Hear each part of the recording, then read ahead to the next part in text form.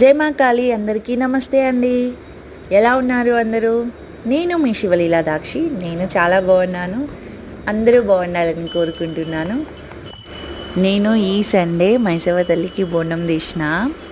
ఇంకా at the same time మళ్ళీ అదే సండే రోజు అందరం వెళ్ళలేదు అన్న ఒక చిన్న గిల్టీ ఫీలింగ్ ఉందన్నాం కదా, అది మా అక్క కూడా మళ్ళీ ఆరమేశ్వర మందిర్కి అదే రోజు తీసాము. 2 బోనాలు, అటు ఒకటి ఇక్కడ ఒకటి. ఇక్కడ నేను తీసాను, అక్కడ అక్క తీస్తే అందరం మళ్ళీ అటు వెళ్ళాము.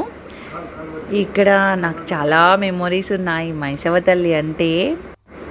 ఇంకా మా మమ్మీ చూడండి ఎలా చేస్తుందో, వాటర్ పోస్తుంది. ఆ వాటర్లో ఆడుకోవాలని ఉంది మమ్మీ అని అంటే మా మమ్మీ తీసిన నా పైన వాటర్ పోస్తుంది, ఆడుకో అయితే అని. ఇంకా ఇక్కడ మైసవ తల్లి దగ్గర బోనం తెచ్చాను.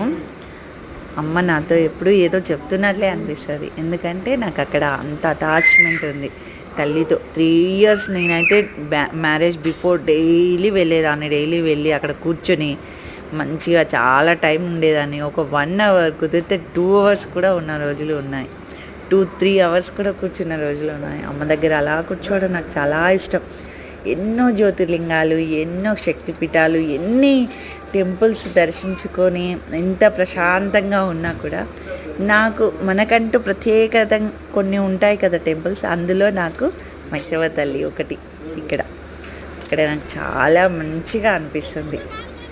అమ్మకి బోనం సమర్పించాక ఇంటికి వెళ్ళే ముందు తీసాను ఈ వీడియో.